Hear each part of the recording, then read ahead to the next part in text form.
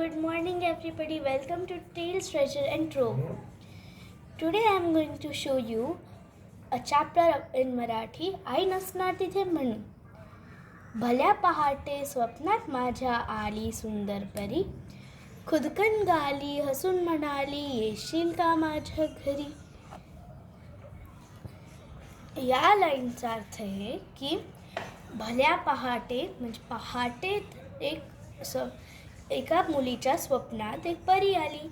ती खुदकन हसली आणि म्हणाली की तू माझ्या घरी येशील का. पाठीवरती छान छान फुलपंख देईन, उंच निळ्या आभाळात तुला घेऊन जाईन. या लाईनचा अर्थ आहे की पाठीवरती मी तुला पंख देईन, मस्त छान छान फुलपंख देईन ज्याच्याने तू उडू शकशील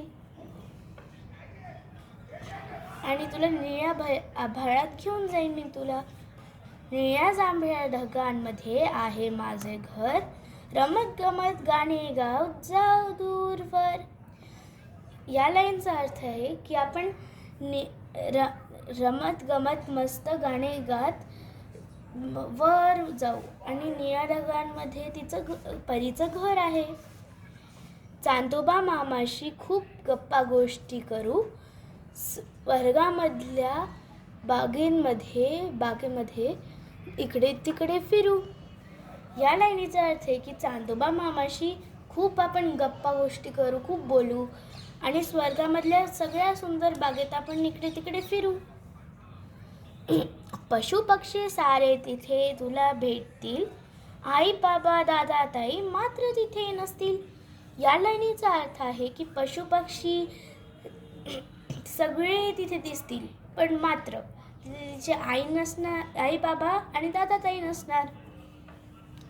आई नसणार तिथे मीच बसली हटून, परी मात्र कंटाळली आणि गेली अखेर उडून. आई नसणार तिथे म्हणून मीच बसली हटून. या लाईनीचा अर्थ आहे की आई नसली तिथे म्हणून मी पण नाही राहणार, तर म्हणून ती पोरगी पण नाही गेली आणि म्हणून ती बरी कंटाळली थकून वर अखेर उडून गेली. या कवितेचा कवी दादासाहेब कोते आहे. लाईक, शेअर आणि सबस्क्राईब करा. नेक्स्ट व्हिडिओसाठी थांबा.